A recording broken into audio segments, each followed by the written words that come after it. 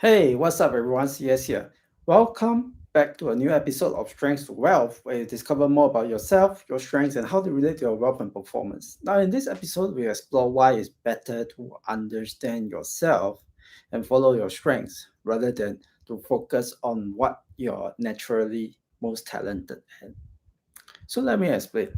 Uh, Let me share with you a story about myself.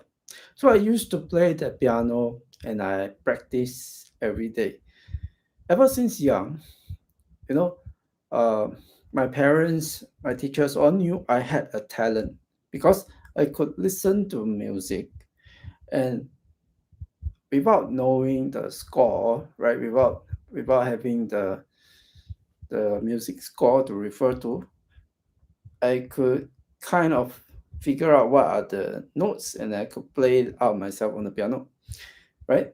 And not only that, I can also learn to speed read music much faster than other beginners. Right. So ever since young, the my parents and teachers knew that I had some talent in music. And so they sent me for professional examinations, right? Where, I had to take music exam, take theory exams. And it worked. I got all the way to grade 8, which was the highest grade.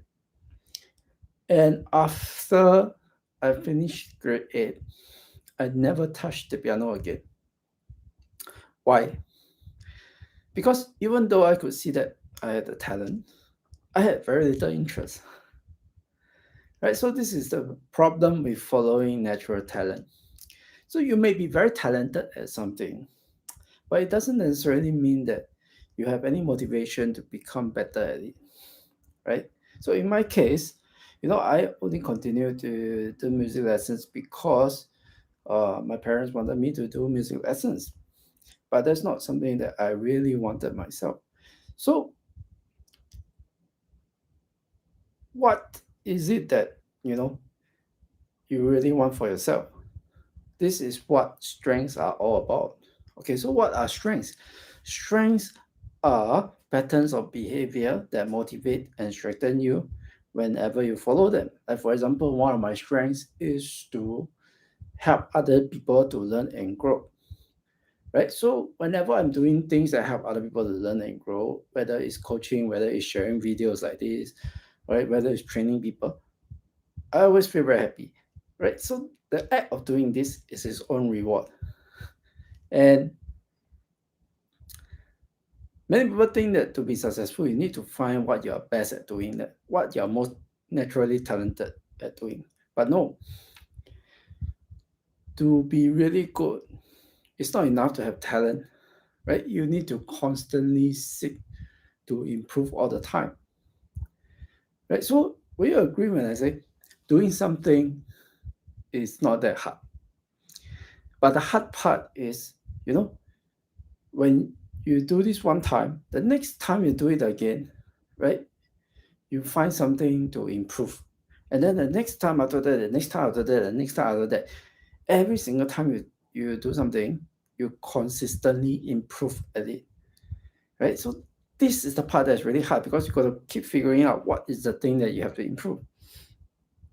And this is why without motivation, right, without loving to do an activity just for the sake of doing it, it is very difficult to want to improve at doing this, right?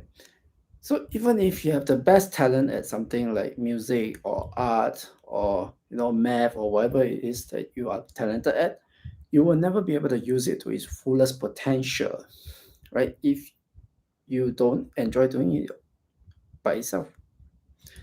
Okay.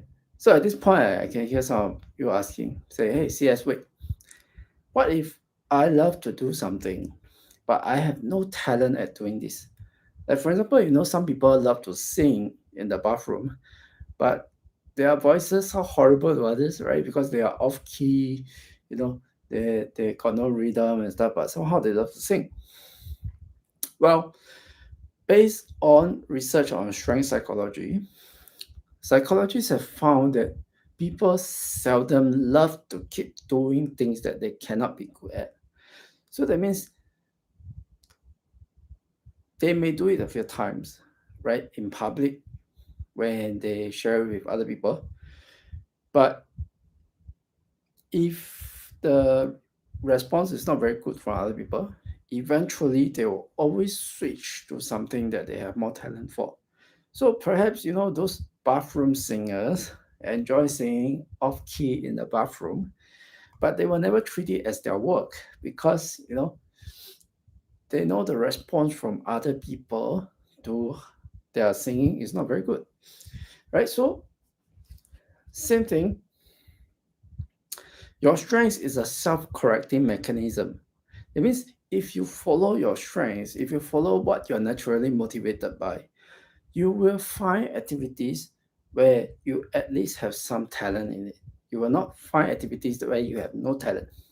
Okay, so you may not be the most talented person at doing this activity, but that's okay because you can always be the most motivated person to want to learn and grow in these skills, right? So, like for example, you like my example of playing the piano, I may be naturally talented at music, but it does not necessarily mean that I'm the best pianist, right? There are plenty of people who probably have less talent than me, but they play much better because, you know, they keep improving over the years. So the next time you hear people say, no, I want to find out what I'm best at, and I'm just going to keep doing that, right? You know that they're not focusing on their strengths because strengths are not what you're naturally most talented at.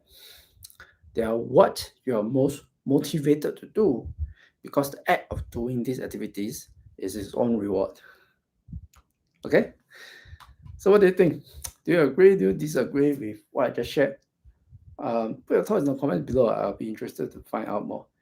Right? And as always, if you enjoy the content here that talks about understanding yourself, your strengths, and how they relate to your performance and wealth, okay, remember to click subscribe and click on the bell icon so that you don't miss on future videos. Right, that's it for this video. Thanks for watching. This is CS, and I'll see you in the next one.